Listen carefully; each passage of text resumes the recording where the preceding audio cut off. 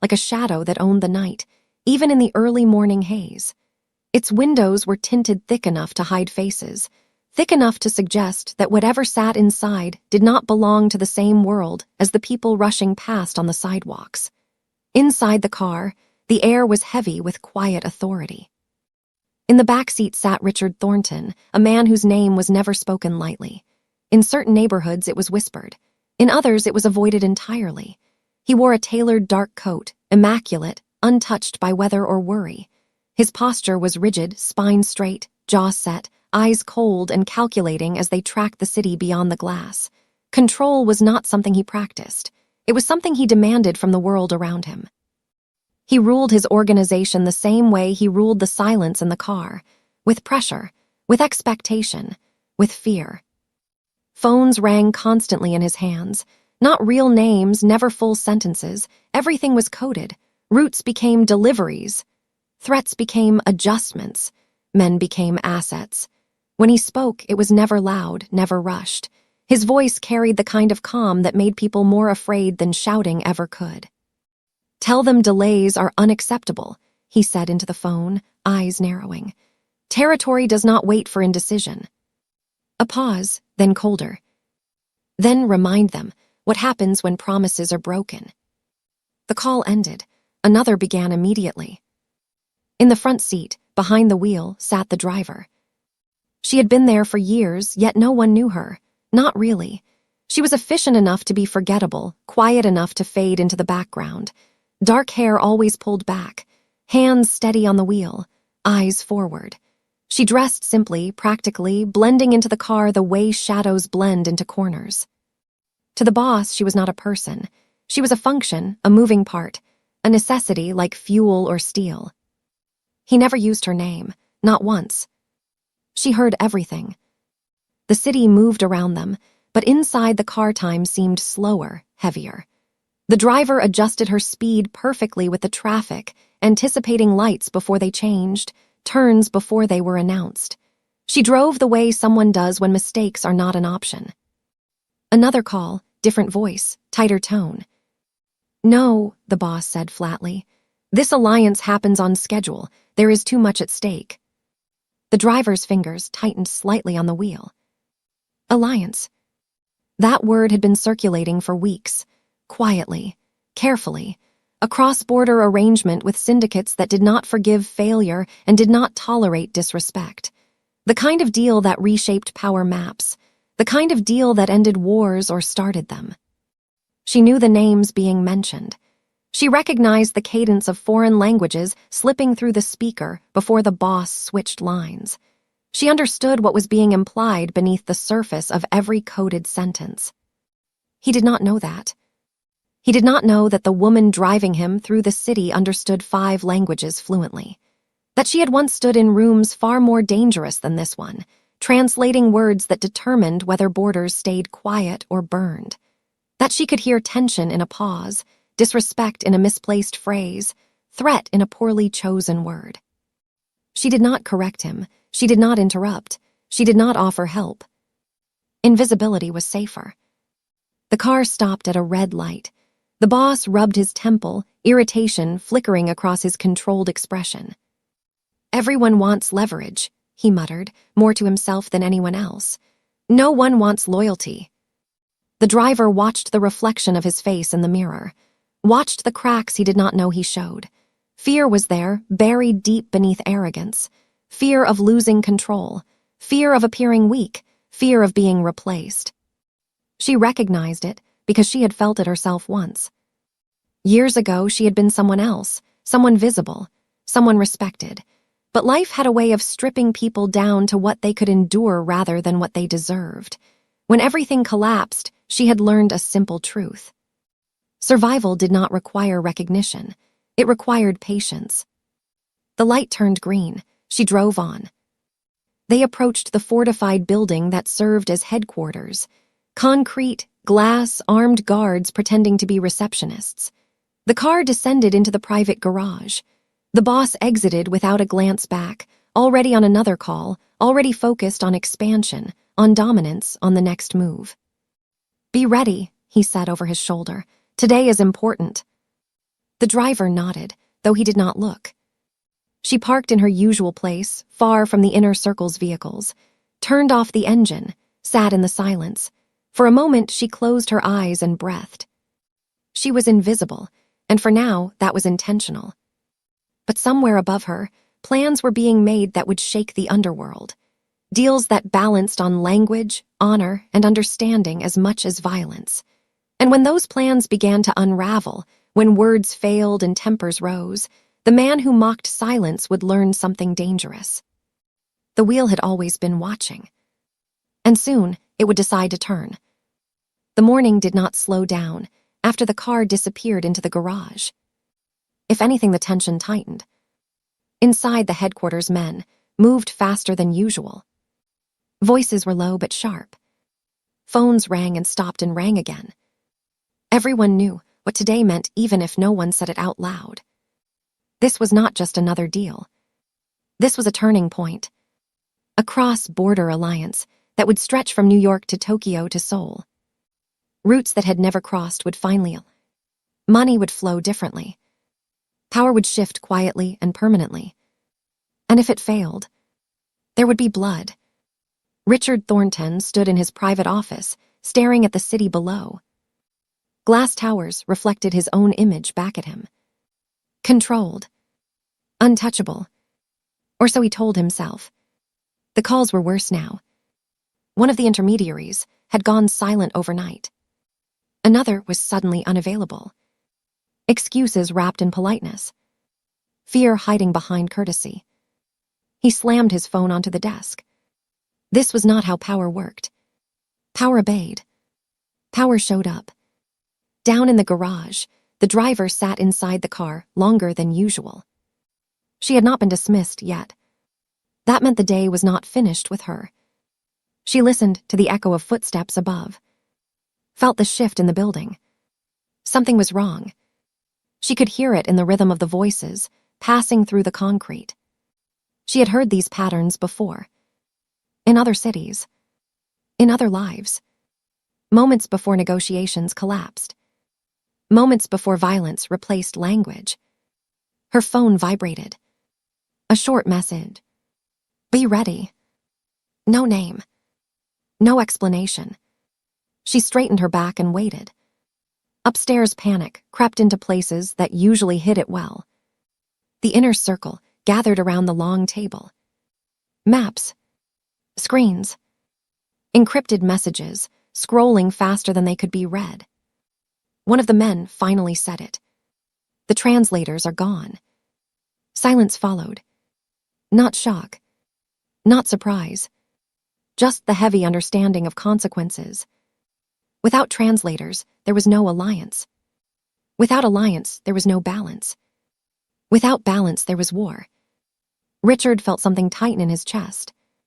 He pushed it down immediately. Fear was not allowed. Find replacements. Anyone. Anywhere. The response came back quickly. No one available. No one willing. No one stupid enough to step into this meeting without preparation. Time slipped. Minutes vanished. 45 minutes until arrival. Richard turned sharply. Who was responsible? No one answered. Eyes dropped. Loyalty did not protect against blame. That was when the door opened quietly. The driver stepped inside holding documents she had been sent to collect. She did not announce herself. She never did. But today something was different. She looked at the room. At the screens. At the names scrolling past in foreign script. She understood every one of them. Her pulse remained steady. Her voice calm. I can help. The words cut through the room like a blade. Every head turned.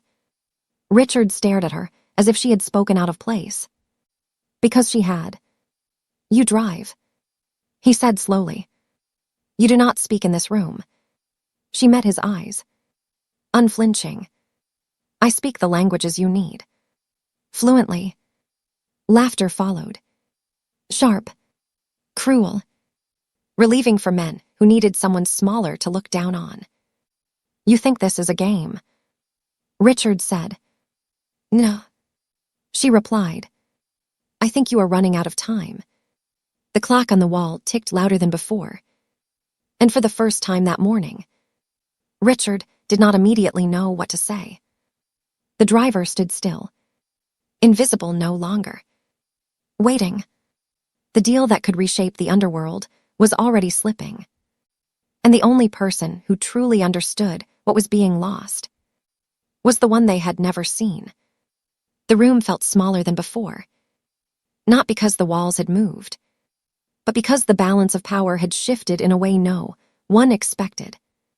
The driver stood where she had stopped, not advancing, not retreating, her posture calm but deliberate, as if she knew exactly how dangerous this moment was.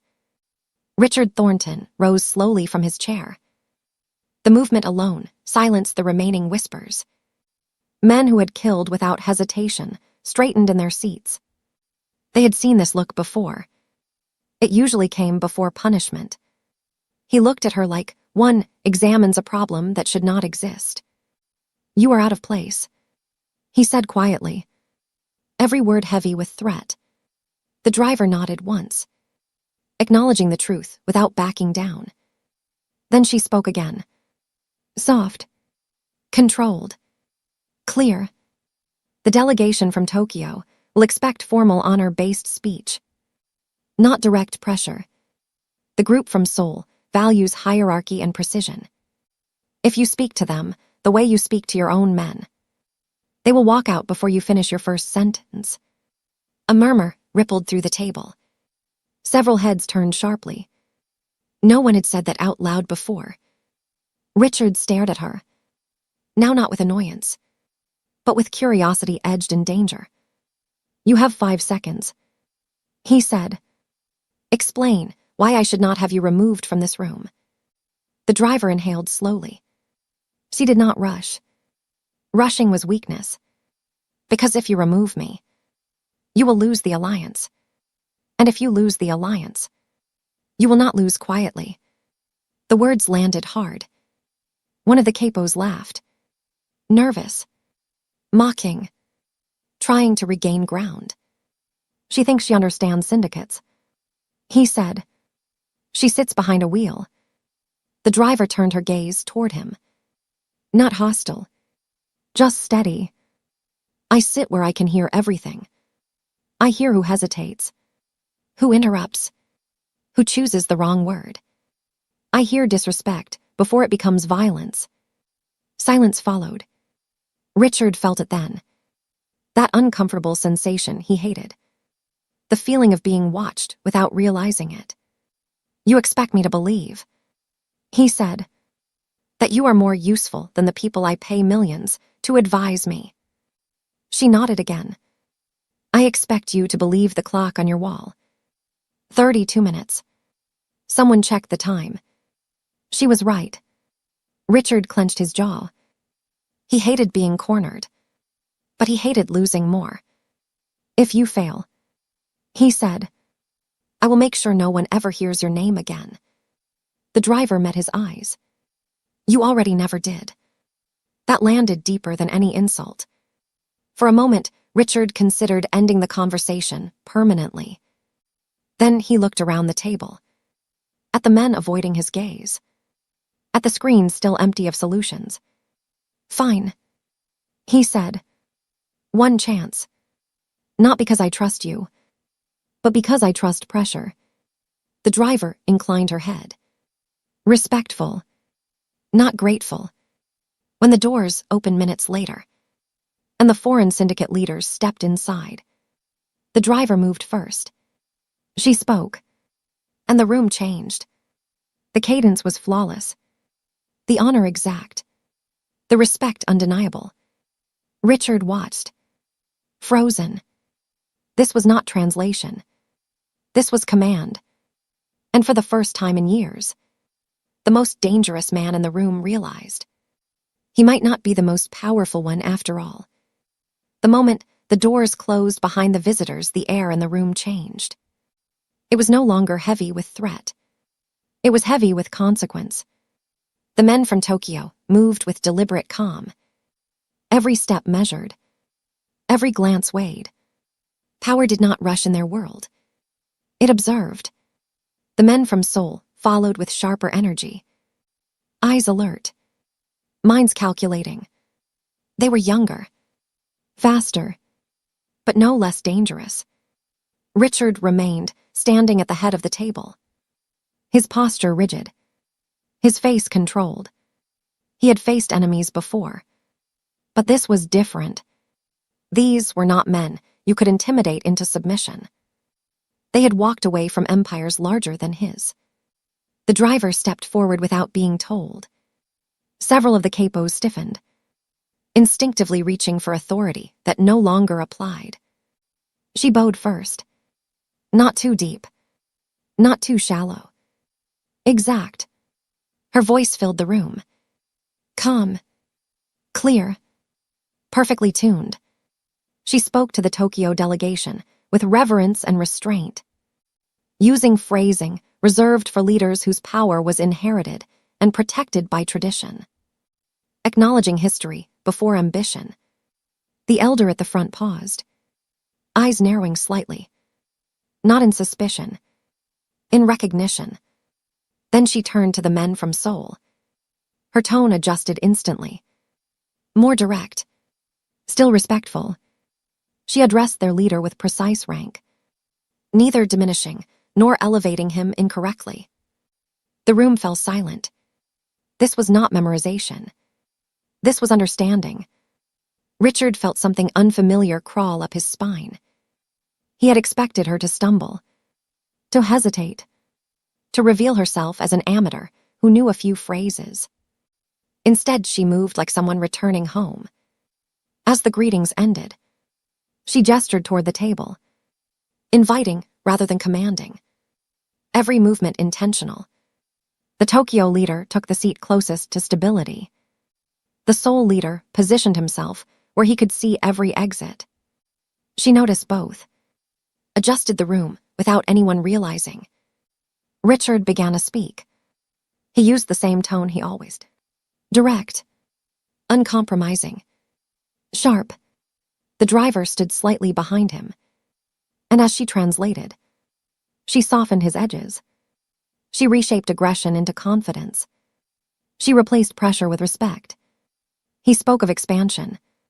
She spoke of partnership. He spoke of timelines. She spoke of patience. The foreign leaders nodded. Slowly, thoughtfully. Richard did not notice at first, but the room was no longer reacting to him. It was reacting to her. A question came from the Seoul side. Vast, technical, loaded with hidden concern. Before Richard could interrupt, she answered. Not in English, not in translation, but directly. She addressed the fear beneath the words, the unspoken risk, the silent calculation. The Seoul leader leaned back slightly, interest replacing suspicion. From Tokyo came another comment. Subtle, almost polite, but edged with warning. She caught it immediately, responded with equal subtlety, offering reassurance without concession. The capos exchanged glances. They were watching something they did not fully understand. But they knew one thing. This woman was not filling space. She was controlling it. Richard clenched his hands behind his back. His empire had always bent to his will. Men feared him. Deals survived him. But as he watched the driver navigate cultures that punished ignorance with death, he felt something crack. For the first time, he understood. Power did not always announce itself. Sometimes it spoke softly, in the right language. At the exact moment, everything could fall apart. The discussion moved deeper. Not louder, not faster, but sharper. What began as greetings had turned into evaluation. Not of territory, not of numbers, but of character. Richard spoke again. Confidence steady, authority intact. Yet something in his voice carried an edge of impatience. He wanted progress. He wanted control. He wanted certainty. The driver listened. Every word, every pause, every shift in breath. When she translated, she did not mirror him. She refined him. Where his tone pressed, she eased. Where his words threatened, she redirected. Where his certainty bordered on arrogance, she reshaped it into assurance. The men from Tokyo exchanged glances. Subtle, meaningful. They were listening closely now. Not just to what was said, but to how it was said. From the soul side, a question surfaced. Technical, dense, dangerous. It was framed politely, but carried a blade underneath. It was not a request. It was a test. Richard did not catch it. He nodded once ready to continue. The driver spoke before he could. Her voice remained calm. But the room shifted. She answered the question fully. Not defensively. Not aggressively. But with precision. She acknowledged the concern. Explained the structure. Referenced precedent. All without exposing weakness. The leader from Seoul leaned forward. Eyes narrowing. Interest sharpening. This was no longer a driver translating. This was a strategist protecting the shape of the deal. Richard felt the chain. The air no longer bent around him. It bent around her. Another exchange followed. Then another. Each time she adjusted. Each time she anticipated. Each time she softened sharp edges before they cut. The capos were silent now. Watching. Uncomfortable. They had built their authority on fear. On volume. On threat. She built hers on understanding. A remark from Tokyo came wrapped in tradition. A reference to old alliances. Old betrayals.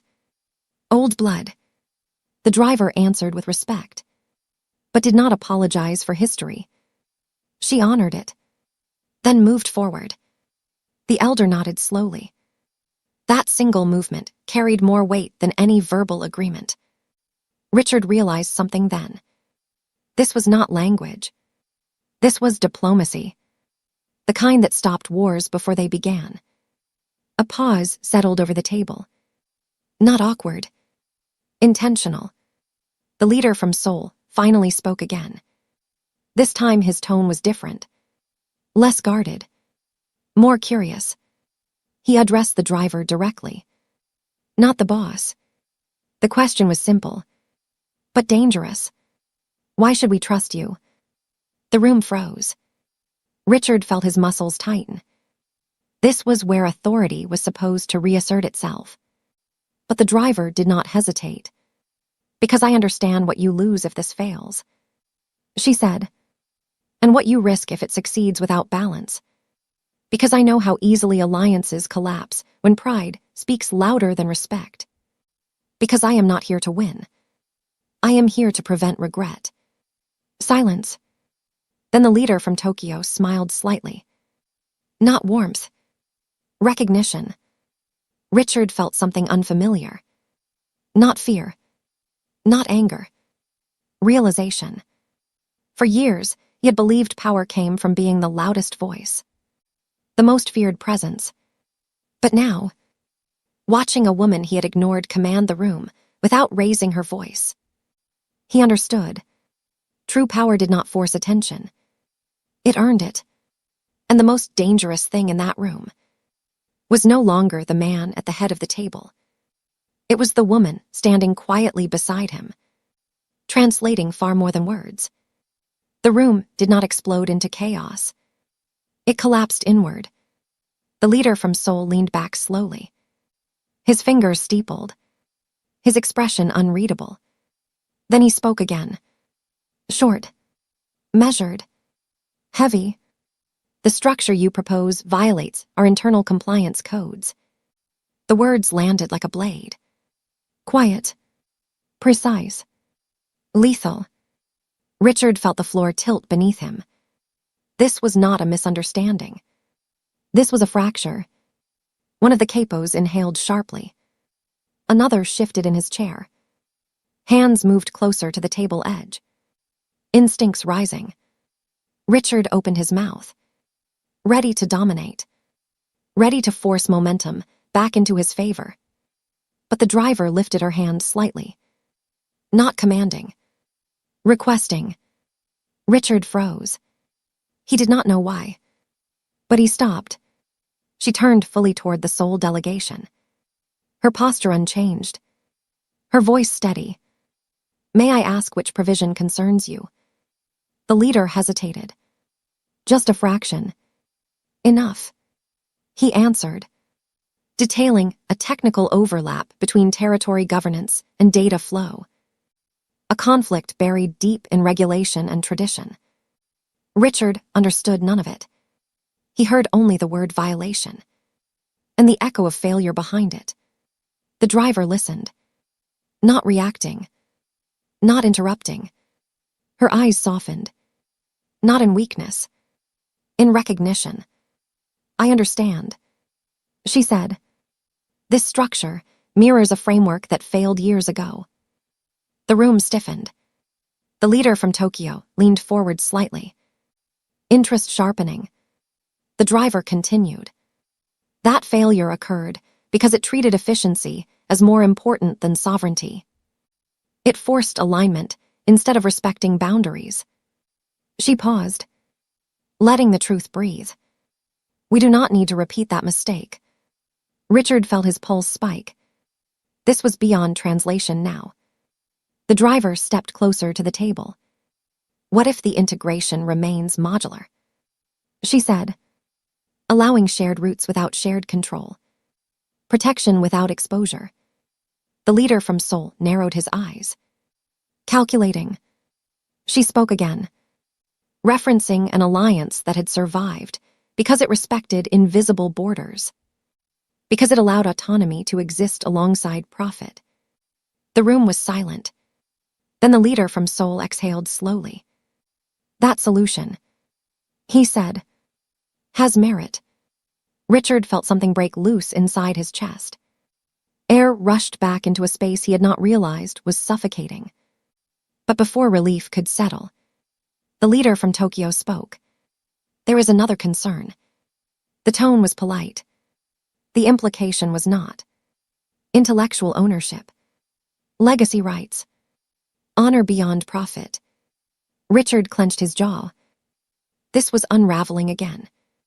The driver turned smoothly. Never rushed. Never defensive. She addressed the concern directly, outlining protections, boundaries, mutual gain without erasure. She spoke of trust not as an idea, but as a structure. The elder listened, eyes never leaving her face. Then he nodded once. The room released its breath. Richard sat back, stunned. The deal had almost died. Not from aggression, but from ignorance. And it had been revived. Not by force, but by understanding. He looked at the driver, really looked at her. This was not someone filling a gap. This was someone holding the entire alliance together.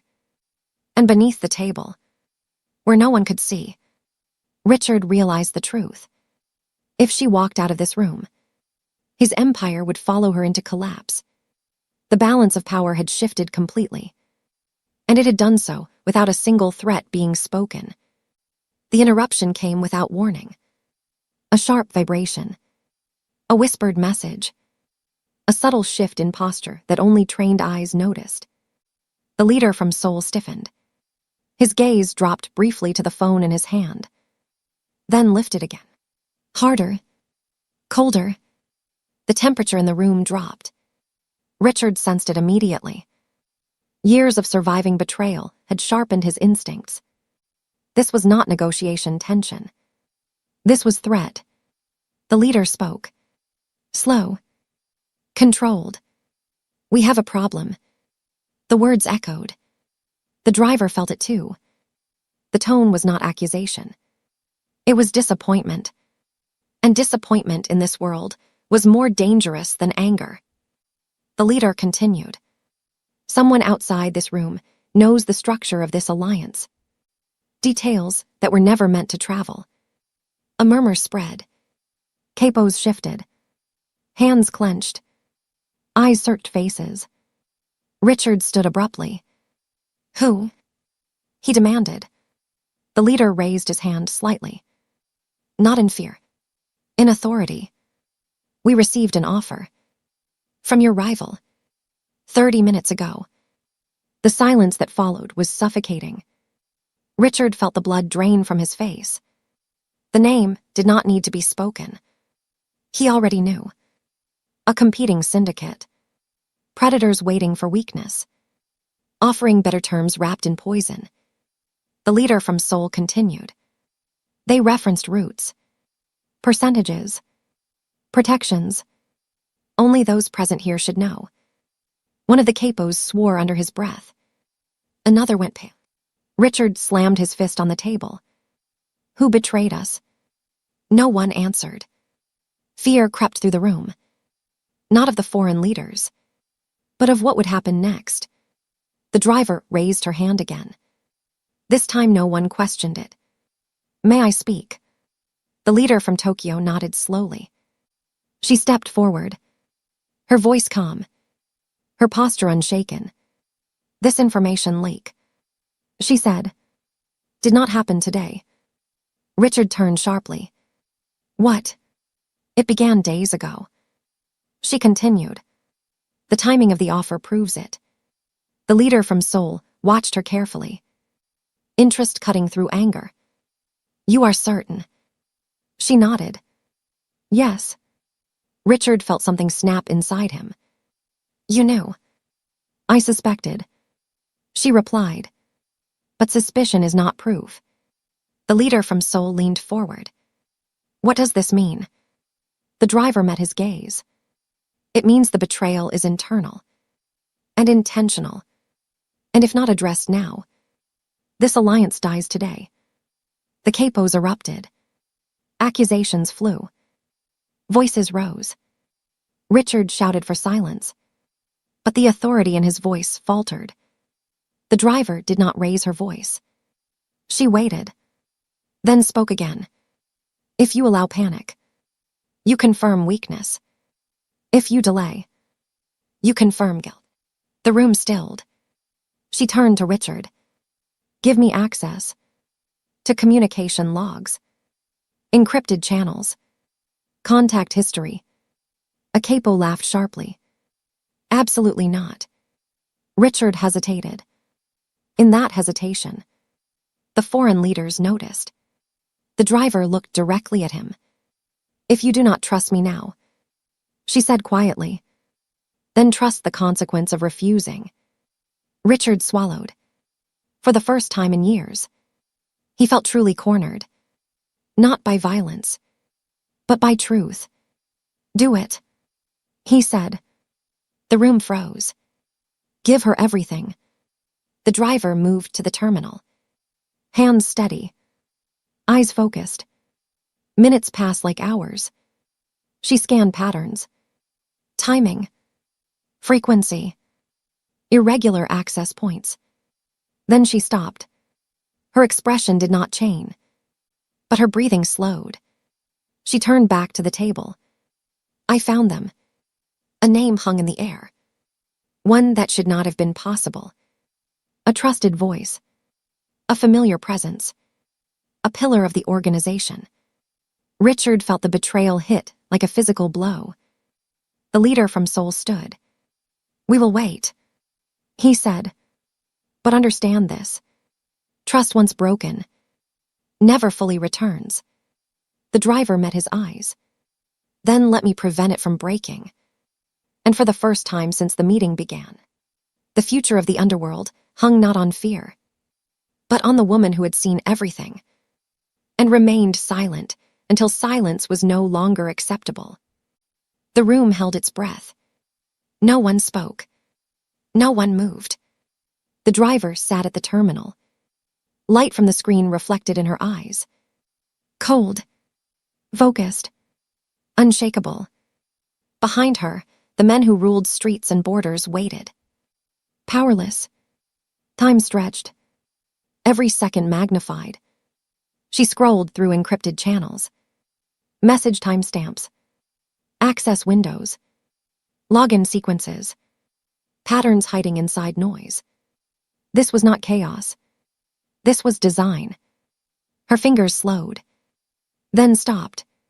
She leaned back slightly, not in relief, in certainty. Richard took a step forward, his voice lower than anyone had ever heard it. You found something. She nodded. Yes.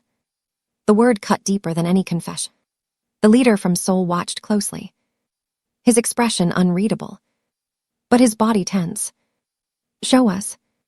She turned the screen toward the table. Lines of communication appeared. Repeated access during hours when no meetings were scheduled. Downloads that coincided with rival movement. A signature that appeared too often to be coincidence. A name. One of the capos inhaled sharply. Another stood abruptly. Hands clenched. Impossible. Someone said. Richard felt his vision narrow. The name was one of his own. Trusted. Promoted. Protected. He had broken bread with him. Bled for him. The driver stood, turning to face the room. The leak did not happen once. She said. It happened carefully. Gradually. With patience. The leader from Tokyo leaned forward. Eyes sharp. Why wait until now? Because betrayal feeds on confidence. She replied. It waits until the moment of greatest impact. Richard closed his eyes briefly, then opened them. Where is he? The driver met his gaze. Already contained. The room froze again. Contained. How? She spoke calmly.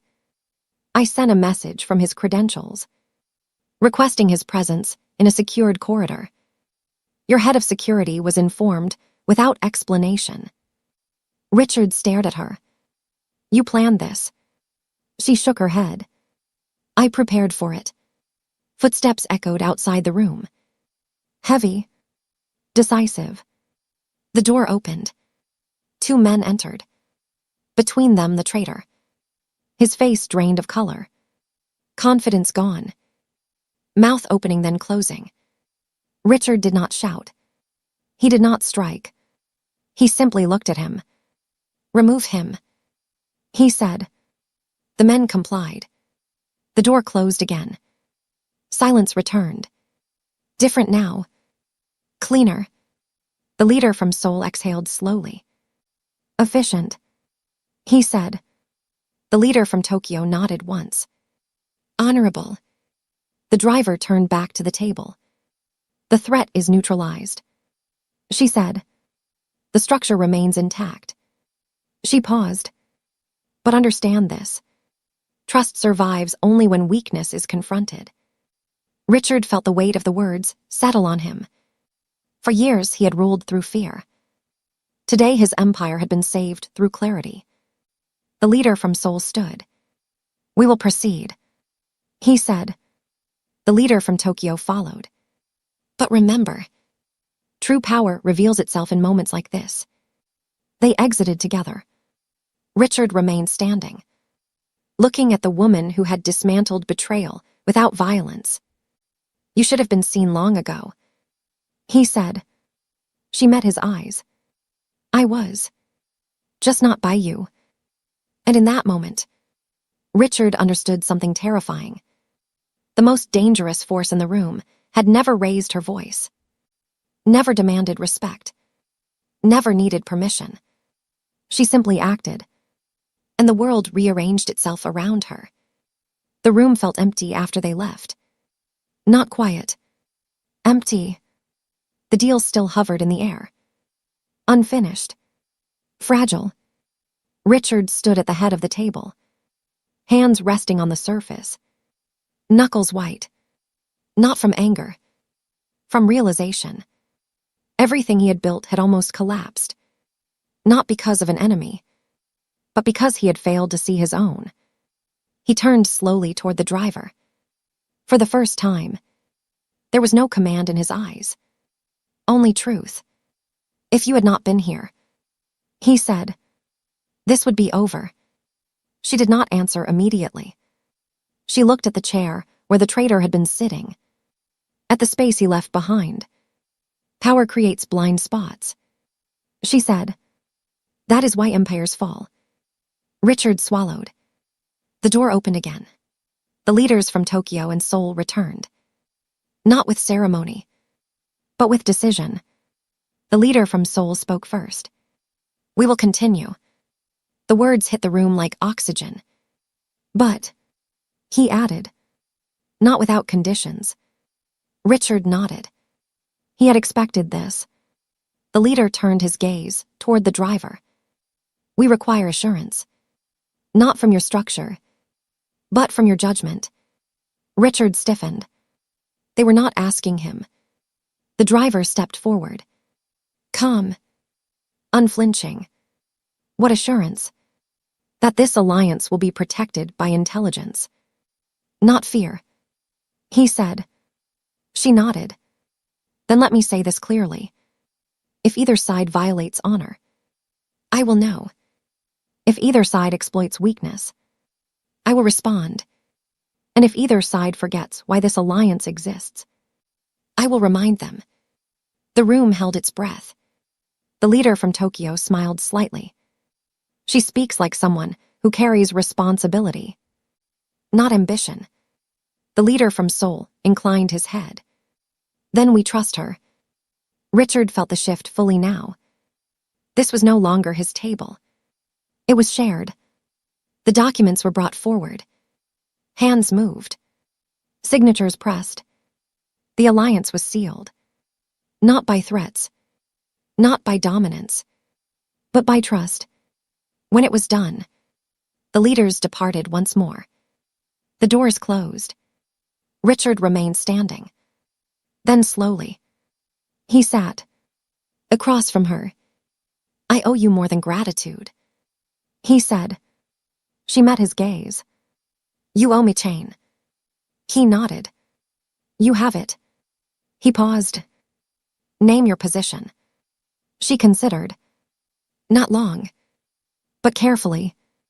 I do not want a title that hides me behind ceremony. She said, I want authority that allows me to prevent what almost happened today.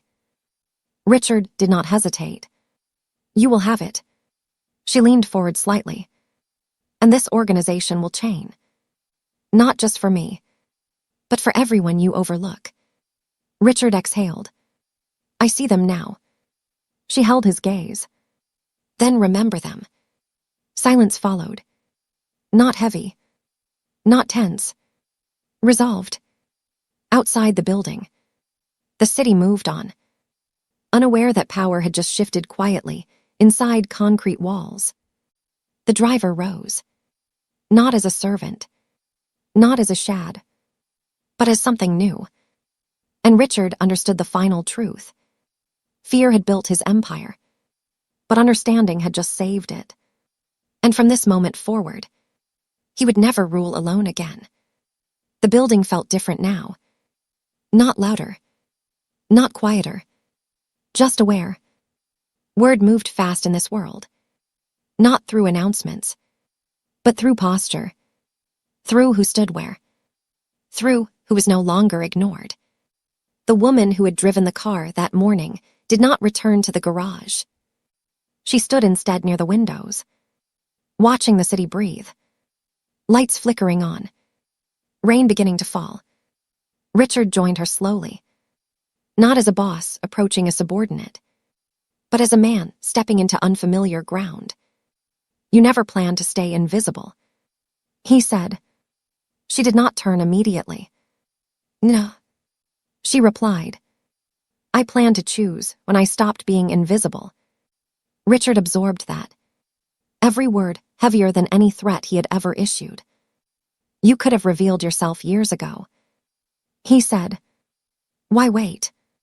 She finally looked at him. Because power does not listen to noise. It listens to timing.